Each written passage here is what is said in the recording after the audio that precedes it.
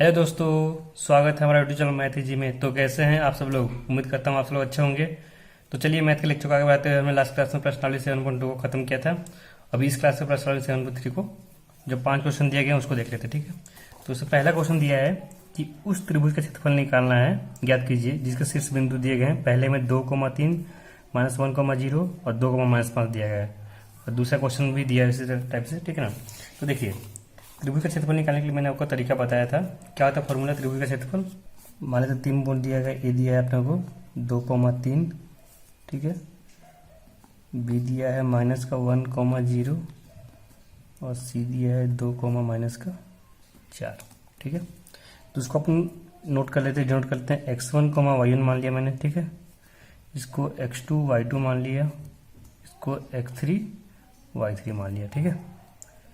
ये मानने से क्या होगा कि हमारा जो फॉर्मूला है क्या है, त्रिभुज, ये जो त्रिभुज क्या बनेगा, एबीसीडी बनेगा, एबीसी बनेगा, ठीक है ना। तो त्रिभुज का क्षेत्रफल क्या होगा? त्रिभुज का क्षेत्रफल, त्रिभुज का क्षेत्रफल क्या आएगा? वो आएगा 1/2 ब्रैकेट में। क्या करना है? x1, x2, x3 सबको लेना है, ठीक ना। x1 लिया ब्रैकेट में प्लस x2 लिया प्लस x3 लिया, ठीक है। उसके बाद देखिए, अब x1 लिया, यहाँ पे क्या लेंगे? y minus y minus y और माइनस y। अब देखिए यहाँ पे 1 है, 1 के बाद क्या आएगा? 2, 3, 2 के बाद क्या आएगा? 3, फिर 3 के बाद 1, 3 के बाद क्या आएगा? 1 आएगा, फिर 2 आएगा। तो इस तरह से आपको नोट, मतलब कि हमेशा इसी फॉर्मेट में लिखना है, आपको कुछ नहीं करना है। पहले क्या लिया? x1 लिया प्लस x2 लिया प्लस x3 लिया, बीच में ब्रैकेट लगा देंगे, फिर y लिख देंगे, फिर सीक्वेंस 1 2 3 2 3 1 3 1 2, वो बताया था आपको, इससे याद करना, ठीक है ना। बस आपको वैल्यू पुट करते हैं यहाँ पे। वैल्यू जैसे पुट करेंगे क्या आएगा? देखिए x1 क्या था अपना? 2 है, y2 माइनस y3, y2 कितना है? 0, y3 -4, तो माइनस में +4 हो जाएगा यहाँ पे, प्लस x2 कितना है? x2 -1 है, तो -1 लिया।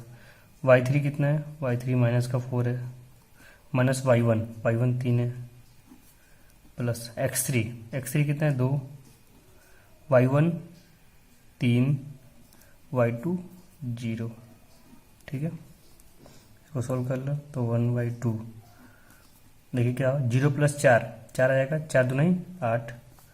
देखिए 4 3 7, -7 आएगा और -7 -7 आएगा, और इधर कितना है? -1, तो 7 1 का 7 हो जाएगा, 7 1 7 हो जाएगा, और माइनस प्लस हो जाएगा, तो 7 आएगा केवल।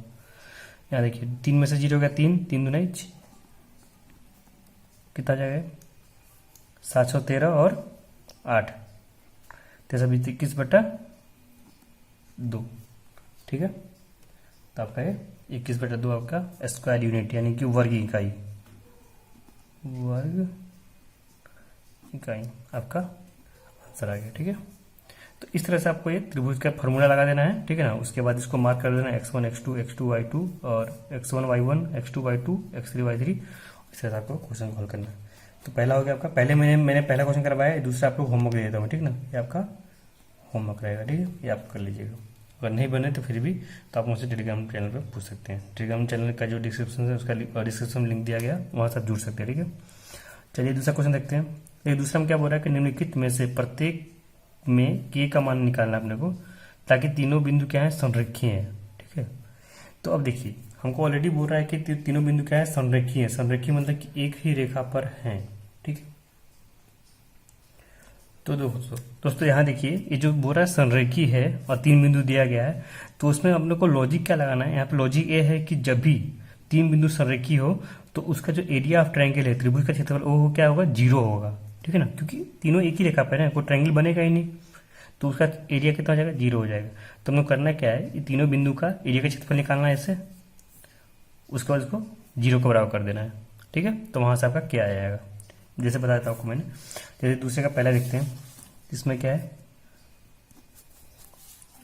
पॉइंट मान लेते हैं, इसको मान लिया ए आपका दिया है 7, -2, बी आपका दिया है 5, 1, सी दिया है 3, के, ठीक है।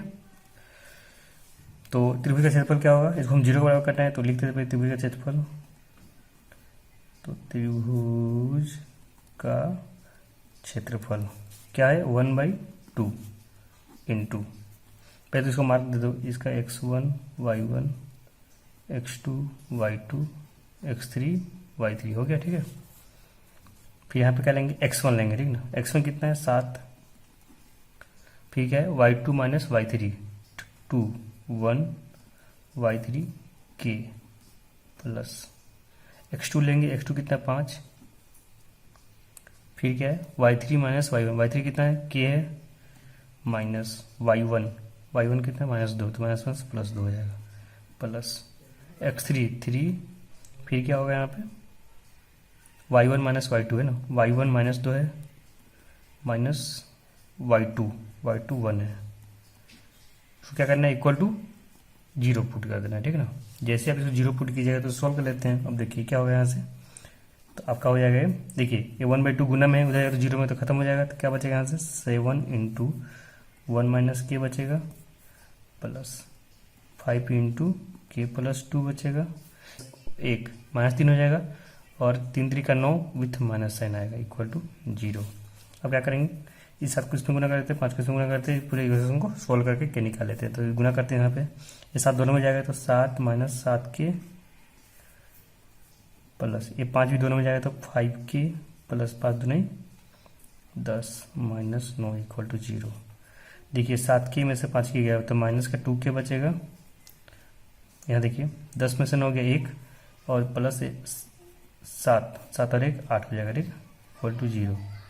यहाँ से देखिए माइनस का 2 के यहीं पे रहने देते हैं, इस 8 को उधर भेज दें तो -8 हो जाएगा, माइनस से माइनस कट जाएगा, 2 चौके 8, तो के का मान आपका 4 आ जाएगा, ठीक है। तो इस तरह से आपको मतलब कि के का मान आपका आ गया, आपका आंसर आ गया, ठीक है। तो वही अपने को करना है कि जब भी तीन बिंदु संरेखी हो तो उसका क्या होगा, क्षेत्रफल क्या होगा 0 के बराबर कर देना। क्षेत्रफल का फॉर्मूला लगाकर क्षेत्रफल का इक्वेशन लिख देना, समीकरण लिखने के बाद उसको 0 के बराबर कर देना, तो वहाँ से के का मान निकल जाएगा, ठीक है। तो ये आपका हो गया। तो इसमें दूसरा भी हो गया, इसमें मैं आपको ये वाला होमवर्क दे देता हूँ, ठीक है, इसको आप कर लीजिएगा घर पर, ठीक है। चलिए तीसरे में क्या बोल रहा है, शीर्षों 0,-1 2,1 और 0,3 वाले त्रिभुज की भुजाओं के मध्य बिंदुओं से बनने वाले त्रिभुज के क्षेत्रफल ज्ञात करना है, ठीक है ना। इस क्षेत्रफल का दिए हुए क्षेत्रफल के साथ अनुपात भी ज्ञात करना है। तो कहने का मतलब यह है कि अपने को एक त्रिभुज दिया है, उसका कोऑर्डिनेट यानी कि निर्देशांक दे दिया है। अब बोल रहा है कि इनके भुजाओं का मध्य बिंदु से जो त्रिभुज बनेगा उसका क्षेत्रफल निकालना है, और उसके बाद उनका क्षेत्रफल और पहले वाला जो बड़ा त्रिभुज है उसके क्षेत्रफल का अनुपात निकालना है। तो बहुत बढ़िया क्वेश्चन है, इसको देखते हैं। चलिए तीसरे में क्या है, क्वेश्चन नंबर 3, ठीक है। तो इसमें पहले तो त्रिभुज का शीर्ष बिंदु दे रखा है, तो त्रिभुज मान लेते हैं हम लोग, मान लिया त्रिभुज ए है, ये बी है, ये सी है। एक निर्देशांक दे दिया आपको कितना 0,-1, बी का 2,1 और सी का 0,3, ठीक है। तो बोल रहा है कि ये जो त्रिभुज है कि भुजाओं के मध्य बिंदुओं से बनने वाला त्रिभुज का क्षेत्रफल निकालना है। तो जो भुजाएं हैं इसकी ए सी, ए बी और बी सी, इनका मध्य बिंदु क्या होगा, एक तो ये होगा, इसका मध्य बिंदु ए होगा, इसका मध्य बिंदु ए होगा। तो इससे एक त्रिभुज बनेगी कौन सी, इसका मैं नाम देता हूं मैं पी क्यू आर नाम लीजिए। इस त्रिभुज क्या बनेगा, ये वाला त्रिभुज बनेगा, ठीक है। तो यहाँ पे Q क्या है, ए बी का मध्य बिंदु है, R क्या है, बी सी का मध्य बिंदु है, P क्या है, ए सी का मध्य बिंदु है, ठीक है। तो इनके मध्य बिंदुओं के निर्देशांक से एक त्रिभुज बनेगी, छोटी सी त्रिभुज बनेगी, उसका हमें क्षेत्रफल निकालना है, ठीक है। तो सबसे पहले तो क्षेत्रफल तब निकलेगा जब इसका हमको कोऑर्डिनेट यानी कि निर्देशांक पता हो, ठीक है। तो वो तो आसानी से पता जाएगा, कैसे बता देता हूँ आपको। अब देखिए Q क्या है, Q है ए बी का मध्य बिंदु है, ठीक है। तो मध्य बिंदु का निर्देशांक क्या होता है, x1 प्लस x2 बटा 2 और y1 प्लस y2 बटा 2, है ना। तो देखिए डायरेक्टली निकाल लेते हैं, यहाँ पे ए बी है ना, तो ये क्या है, x1 क्या है 0, x2 2, तो 0 प्लस 2 2 बटा 2 1 हो जाएगा। y1 प्लस y2 बटा 2 होता है, तो -1 प्लस 1 0, 0 बटा 2 0, ठीक है। चलिए वैसे इसका निकाल लेते हैं, कुछ नहीं बस दोनों के x को जोड़ के बटा 2 कर देना है, दोनों के y को जोड़ के बटा 2 करना है। तो 0 + 2, 2 बटा 1, सॉरी 2 बटा 2 यानी कि 1 हो जाएगा। 3 + 1 बटा 2, 3 और 1 4, 4 बटा 2 2। इसका निकाल लेते हैं। तो 0 + 0, 0 बटा 2 0, -1 + 3 प्लस का 2 बटा 2 1 आएगा। तो ये आपका मध्य बिंदु का निर्देशांक आ गया। अब हमको निकालना है त्रिभुज PQR का क्षेत्रफल निकालना, ठीक है ना। तो त्रिभुज PQR का क्षेत्रफल निकालना है, ठीक है। तो क्या होगा, 1/2 ब्रैकेट में x1 लेंगे प्लस x2 लेंगे प्लस x3 लेंगे। देखिए अब क्या लेंगे, यहाँ पे y माइनस में, y माइनस में, y माइनस में। यहाँ 1 2 3, 1 के बाद क्या आएगा 2, 2 के बाद 3, 2 के बाद 3 आएगा, 3 के बाद 1 आएगा वापस, 3 के बाद 1 आएगा, फिर इधर 2 आएगा, ठीक है। चलिए इसको मार्क कर लेते हैं अपन कुछ भी। तो p का जो निर्देशांक है उसको मार्क कर लेते, क्या आएगा। इसको मैंने मान लिया x1, अलग से लिख लेता हूँ मैं। देखिए यहाँ अपना p क्या आया, p का निर्देशांक आया अपना 0,1। इसको मैंने मान लिया x1 y1। q का क्या आया है 1,0, इसको मैंने मान लिया x2 y2, ठीक है। और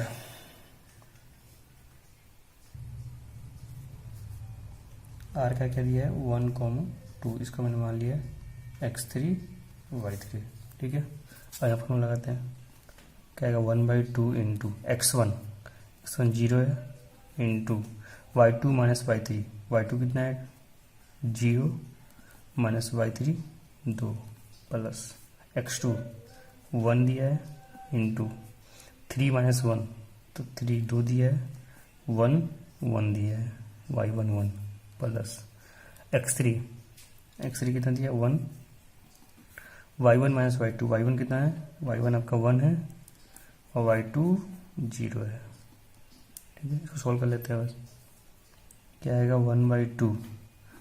देखिए 0, ये तो 0 से गुना तो 0 आएगा पूरा, 0 माइनस टू आएगा, क्योंकि 0 से गुना करते 0 हो जाएगा, ठीक ना, खत्म। प्लस यहाँ 2 में से 1 गया, 1 इंटू 1 हो जाएगा, ठीक ना, प्लस 1, ठीक है। 1 और 1 2, 2/2 यानी कि 1 वर्ग इकाई, इसका क्षेत्रफल आ गया, ठीक है।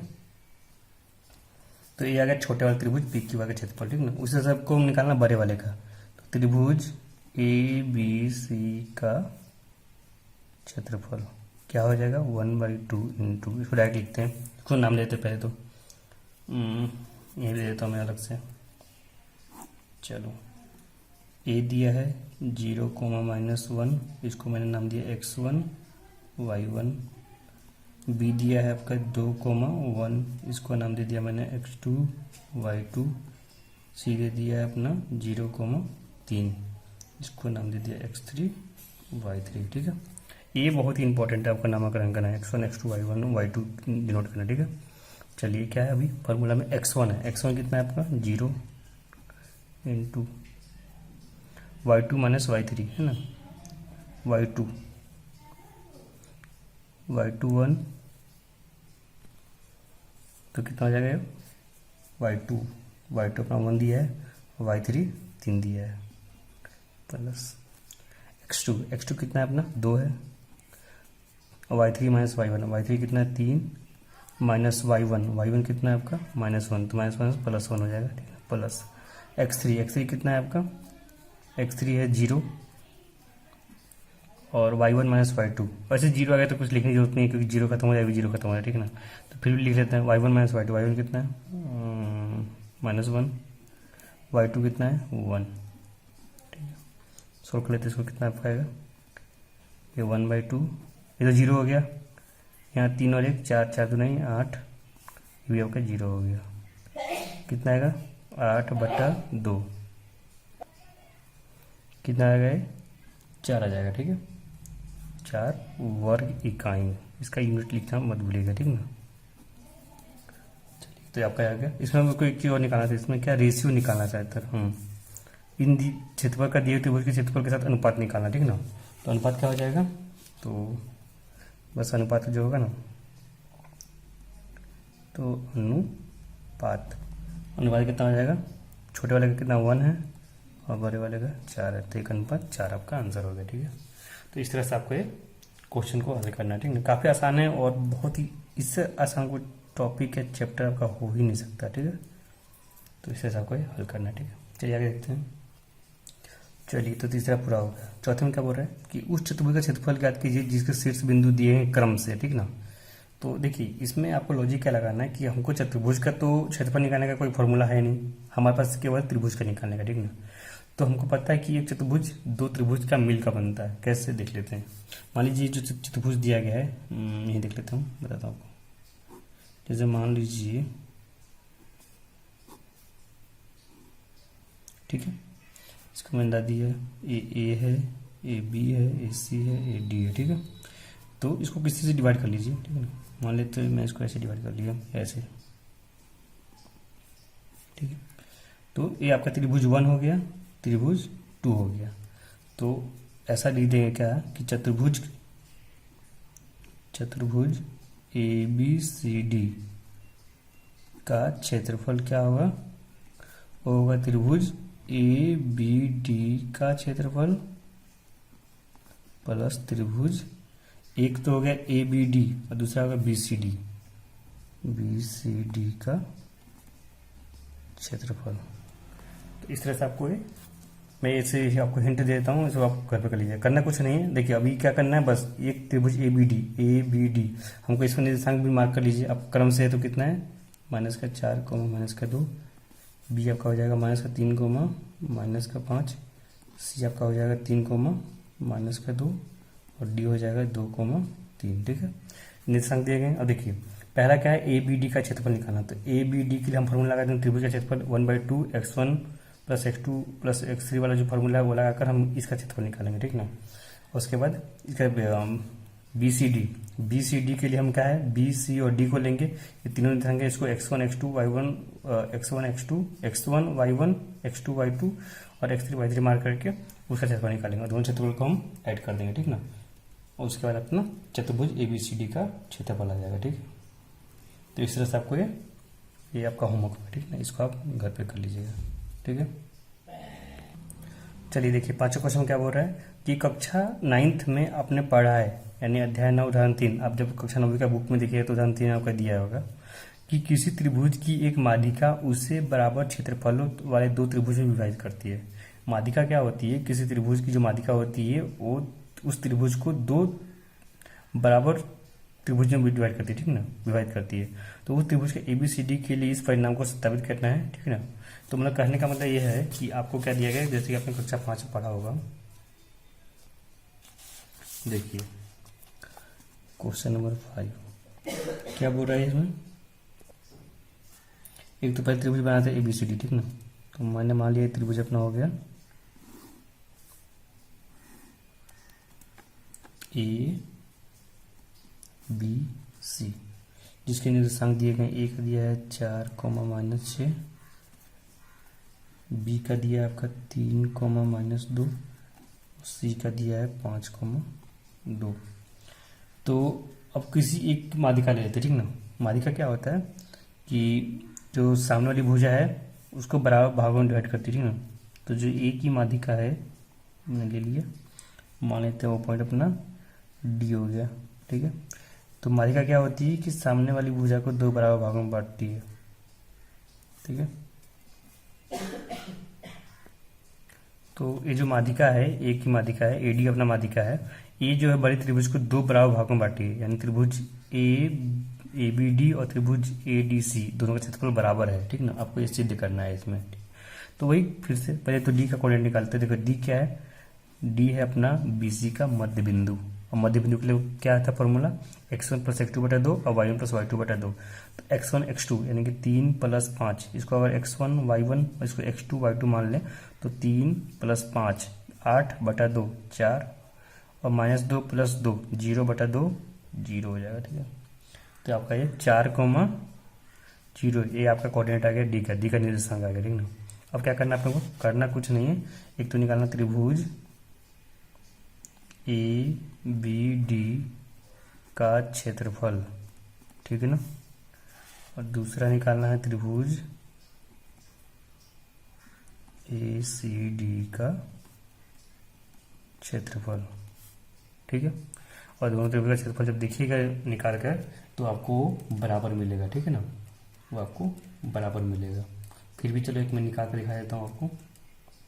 चलिए, जैसे कि मान लेते ABD लेते हैं आप, ABD रहा। ठीक है, तो इसमें मार्क कर लिया, इसको x1 मान लिया, इसको y1 मान लिया। ठीक है, इसको x2, इसको y2, इसको x3, इसको y3 मान लिया। ठीक है, तो 1/2 फॉर्मूला क्या था, फॉर्मूला था x1 यानी कि 4 इंटू, अब क्या होगा, x1 के बाद y2 - y3, y2 कितना है -2 और y3 0, तो -2 -0। ठीक है, प्लस x2 कितना है 3, x2 हो गया y3 - y1, तो y3 0 -y1 कितना -6, तो +6 हो जाएगा यहाँ पे, प्लस x3 कितना है 4, x3 कितना आएगा 4, फिर क्या आएगा y1 - y2, तो y1 -6 दिया, y2 -2 गया, तो -6 माइनस प्लस का 2 हो जाएगा। ठीक है, सोल्व कर लेते कितना आएगा आपका 1/2 इंटू -2 -0 आएगा, और इसको गुना करिएगा 4 से तो -8, प्लस यहाँ 0 + 6 इंटू 3 18, यहाँ -2 प्लस -6 + 2 -4, 4 चौका 16, तो -16। ठीक है, देखिए कितना आएगा 18 में 16 गया 2, और 2 आएगा यहाँ पे, और -8 + 2 -6/2 यानी -3। अब चूंकि देखिए यहाँ पे एरिया आ रहा है नेगेटिव, लेकिन एरिया कभी नेगेटिव होगा ही नहीं कभी, तो हम इसको क्या करेंगे, यहाँ पे एरिया हमेशा पॉजिटिव लेंगे इसको, तो पॉजिटिव लेंगे तो कितना हो जाएगा 3 स्क्वायर यूनिट हो जाएगा। ठीक ना, एरिया नेगेटिव नहीं हो सकता। यहाँ पे आप लिख देंगे क्या कि चूंकि क्षेत्रफल